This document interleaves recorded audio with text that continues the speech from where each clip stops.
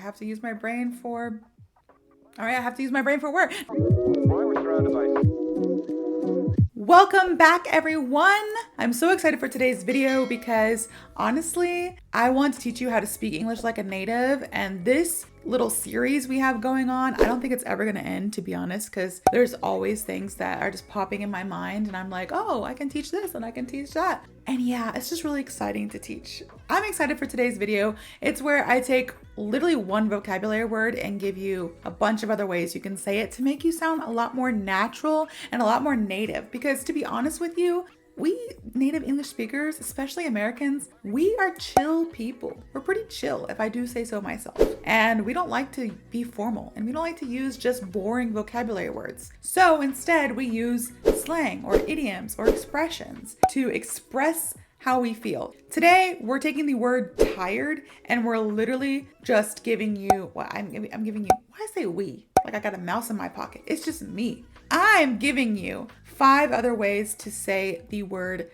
tired that will make it sound a lot more natural and native rather than you saying, I'm tired, which is okay, totally fine. But if you want to kind of add a little razzle dazzle, then you can say what I'm going to teach you today. The first one that we're going to go over is burned out. Burned out. Now, this is an idiomatic expression and it just means exhausted due to overwork or stress. If you're tired, yeah, that's one thing. So when you're using these, be mindful of the definitions because yes, you can say you're tired and literally you are just tired. Maybe you didn't sleep well the night before. Maybe you didn't have your coffee. Maybe you're just tired. But if you feel so tired because you're working so much, then you can use this idiomatic expression, which is burned out. Again, which means exhausted due to overwork or stress. So instead of, just saying like, oh, work has me so tired, you can say work has me burned out. Or I'm so tired because I work so much. Or I'm burned out because I work so much. Burned out. So again, it's an idiomatic expression that just means exhausted due to overwork or stress. Now you can say burned out or I'm experiencing burnout. So burned, B-U-R-N-E-D, burned out, like, oh, I am burned out. Or you can say I'm experiencing burnout, B-U-R-N out, burnout. Or burned out. And it just means that you're super tired due to work and stress and being overly exhausted, all right? So an example sentence of this is, I feel burned out after working 60-hour weeks for the past month. I feel burned out after working 60-hour weeks for the past month, all right? Burned out. Now, you could totally say, I feel tired after working 60-hour weeks for the past month. That's totally fine. But burned out just makes it feel a little bit more natural and native. It shows your emotion a little bit more seriously than just saying the word tired. Yeah, you're tired, but you're burned out. You're exhausted. You've been overly worked. You're stressed. Burned out. So that is number 1. Number 2 is one that my mom used to always love to say, and I say it often. Not often. Honestly, I'm a very optimistic person.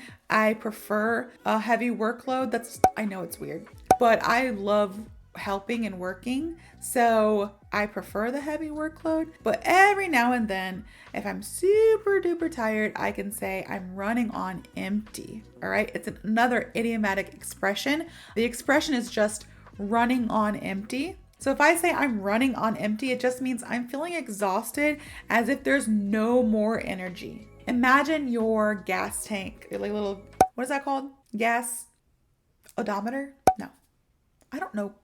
I know cars, but I don't know what this is called. The little thingy in your car. Gas odometer. Gas odometer doesn't sound right because Nope. It's speedometer, but then a gas odometer. The gas range thing in your car, And these days it doesn't even look like the little thingy anymore. It just shows you how many miles you have to go. Now, back in my day, back when I was younger, the cars had like a little thing like this, right? And it showed you how much gas you have. And even my car, I think now has it as well. But it shows you how much gas you have left in your car until you're out of gas. You don't have any. So when you're running on empty, it means you're still driving your car driving your car, which means you're still awake, even though there's nothing in the tank, even though there's no gas left in your car. Somehow you're still going. Sometimes that happens. Me and my anxiety, I could never allow that to happen to my car. As soon as it hits like less than 40 miles to go, I am like, I have to go get gas right now. But I know other people that will literally run until it says like emergency flashing, 0 gas left in your car. And then they're like, oh, I gotta get gas. They are quite literally running on empty in their car, but it's an idiomatic expression that we use that just means like you're so exhausted and there's no more energy left inside of you, left in your tank. All right. Sometimes I felt this quite often, not sometimes, all the time during that first year or two postpartum after having my kids. I felt like I was running on empty because you don't get a lot of sleep. You still got to work. You got new mouths to feed. You got new things you have to do. You still have to take care of your body somehow. And it's just, motherhood is just insane, you guys. Those first couple of years is just like a blur. And you're running on empty because you constantly have something to do, someone to take care of, and nobody really is taking care of you. It's just, you're just trying to do your best. So an example sentence of this running on empty is, I've been running on empty since the project deadline approached. I've been running on empty since the project deadline approached. Again, running on empty, you can totally replace that with tired. I've been tired since the project deadline approached. It's okay. It sounds good. But running on empty shows your emotion a bit more. It's like conveys how you truly feel, like you don't have any more energy left in you. You are that tired, right? You're running on empty. The next one is dead on one's feet. Dead on one's feet. Or you can say dead on my feet, dead on her feet, dead on his feet, so on and so forth. I'm not gonna lie, I don't use this one that often. It's another idiomatic expression and I don't use it that often, but I've heard it being used. And so I know it is popular, it is common. I just don't use it as much. And it just means you are extremely tired and unable to stand up properly. Extremely tired, unable to stand properly. You're dead on one's feet. Now I will tell you one time that I used this. Last year, like 6 months ago, I was in Japan. I went to Japan and then I went to Vietnam. My whole family, we were gone for like 5 or 6 weeks. And there was one day in Japan where we were still jet lagged. So we woke up at like 5 a.m. In Tokyo, there's like nothing to do from 5 a.m. to like 10 a.m. really. Like nothing really opens till 10 a.m. But we were like, let's go. Like, I don't want to sit in the hotel. Let's just walk. And so we just did. And we just left the house. Like we got ready. We left the house.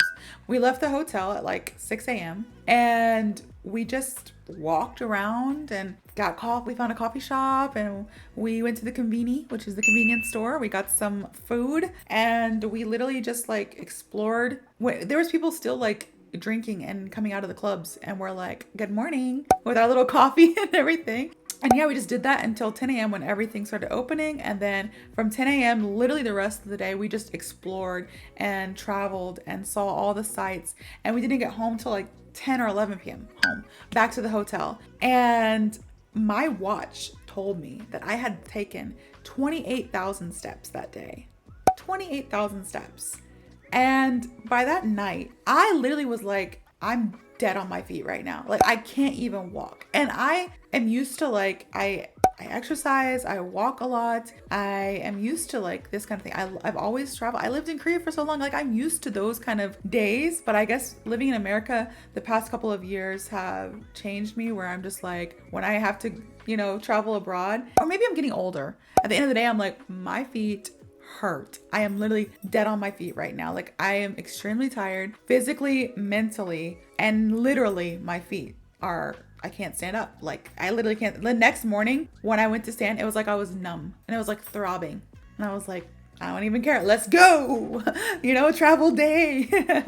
But yeah, so dead on one's feet, it's just an idiomatic expression that means you're extremely tired and you're unable to stand properly. You're dead on your feet. All right. So after traveling all day in Tokyo, myself and my family, we were dead on our feet. We were like, so tired. All right. So an example sentence of this is, by the end of the day, I was dead on my feet and could barely walk. Literally basically what I just said. But by the end of the day, I was dead on my feet and could barely walk. Now, again, you could take out dead on your feet and just put tired. By the end of the day, I was tired and could barely walk. It's okay. Dead on your feet just shows that much more emotion, and it conveys exactly what you're trying to say. Like if I say I'm dead on my feet, you know I'm tired. My feet probably hurt. I'm exhausted. I can't even stand up. I'm dead on my feet. So we have burned out, running on empty, dead on one's feet, and then worn out. Now this one is super duper common. Everybody pretty much says this, that they're worn out, and you probably have heard it before. It's literally just an expression that we use, and it means feeling extremely tired from physical or mental exertion. When you're overexerting yourself physically, like you're in the gym, like I have friends that literally go to the gym 3 times a day because, well, one of them's like a bodybuilder, the other one's a trainer, so he's already at the gym training others. So he goes like 3 times a day and works out. And I don't know how they don't get worn out, because I go to the gym for like an hour 30, hour 40 minutes, 5 days a week, and I'm worn out because I work 10-hour days, and then I go to the gym, and then I'm a mom, and then I teach English on YouTube, I teach English on another academy, I am working on another project as well. I have like 4 or 5 jobs, and I go to the gym, and by the end of the day, I'm worn out. Like, yeah, I can say like I'm tired, and that's okay, but I literally usually use this expression. I say I'm worn out. At night, dude, that is me time, bro. I either run a bath and I just chill. Sometimes I doze off. I know it's not good. I just chill, or I'm like Instagram doom scrolling, or I'm laying in the bed and I'm just like doom scrolling.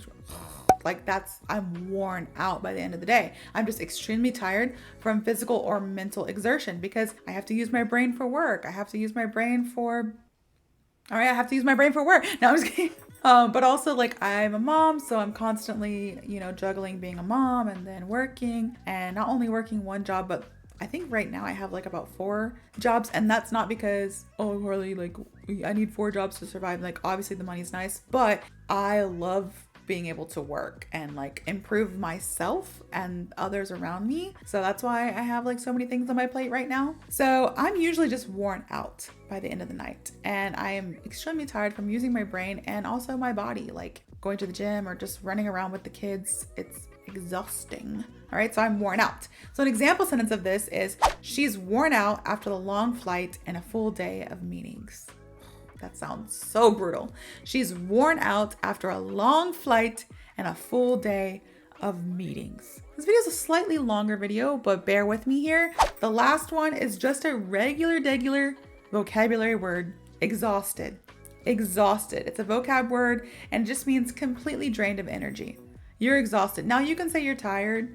Like I said, for all of these that I've mentioned today, you can just use the word tired and it sums it up, and it's easy and it's simple. And for you, if that's your forte, if you just want to learn English that's quick and easy and simple, then by all means use the word tired. But like I said, my main thing here, my main angle for my YouTube channel is to teach you how to speak English like a native. So if you want to sound much more natural and native, then I encourage you to try to use these expressions, these idiomatic expressions, and then even this vocabulary word right here, exhausted. It like elevates your vocab. You can say you're tired, and that's okay, but you can say you're exhausted, and it just means you're completely drained of energy. So if I'm exhausted, that means I have nothing left in my tank. I'm running on empty, right? I'm dead. It's like I'm dead on my feet. I'm burned out. I'm running on empty. I am worn out, all in one vocabulary word. Exhausted. Completely drained of energy. All right, exhausted. So a lot of times when I do travel, I don't get a good night's sleep the night before. Like traveling on a plane internationally, I don't get a good night's sleep the night before because I have anxiety. Yes, so I'm like, oh my God, I'm gonna miss my flight, or I'm gonna forget my passport, or like one of my important suitcases, and like, so I have anxiety and I don't like to sleep. It's not like I don't like to sleep. I love to sleep. It's just that my body was like, Carley, you're not sleeping. Okay. You have a flight to catch in 12 hours, 12 hours. And I'm like, 12 hours. I don't have enough time. Obviously I could sleep for like 8 of those hours and still get to the airport and be fine. But in my mind, it's like, no, Carley, you need to be awake. You need to be awake. I don't know. Who do you think you are sleeping? And I'm like, I'm sorry, brain. You're right.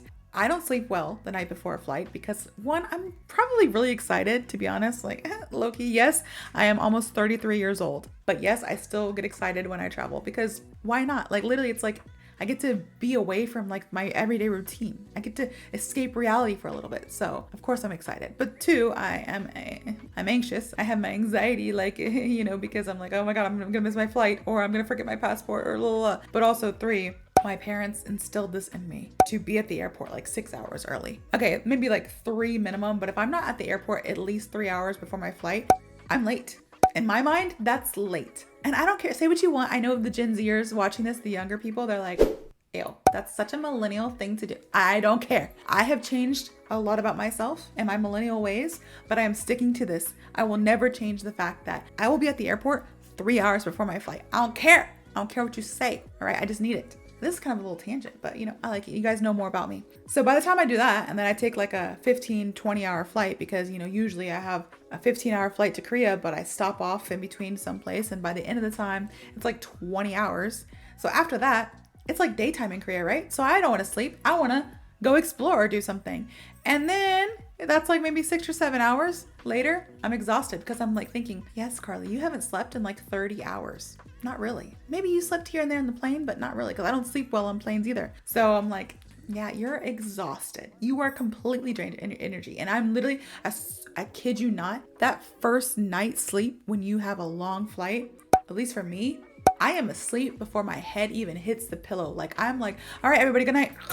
Like as soon as my head hits that pillow, I am out cold. And then I usually wake up like 5 hours later because I'm like, rise and shine, everybody. Let's not waste our vacation. But it's still a good sleep. It's still a good sleep. So I'm just exhausted, completely drained of energy. So an example sentence of this is, I'm so exhausted after that workout that I can barely keep my eyes open. I'm so exhausted after that workout that I can barely keep my eyes open. Again, you can just use the word tired. I'm so tired after that workout. I can barely keep my eyes open. It's okay. But probably if you had a really good workout, and if you truly had a good workout, you're not going to be tired. You're going to be exhausted. You're going to be completely drained of your energy if it was a good workout. If you're not, go back in the gym and work out some more because it wasn't a good enough workout. Trust me, I know. We have burned out, running on empty, dead on one's feet, worn out, and exhausted. So we have 5 different ways to say the word tired. Most of them are idiomatic expressions. Worn out is just an expression, and exhausted is a vocabulary word. But I hope you guys have a better understanding of these expressions and vocabulary words that we learned today. If you do, please like, comment, and subscribe. Let me know what you think and what you would like to see in the comments. And I hope to see you all in the next video.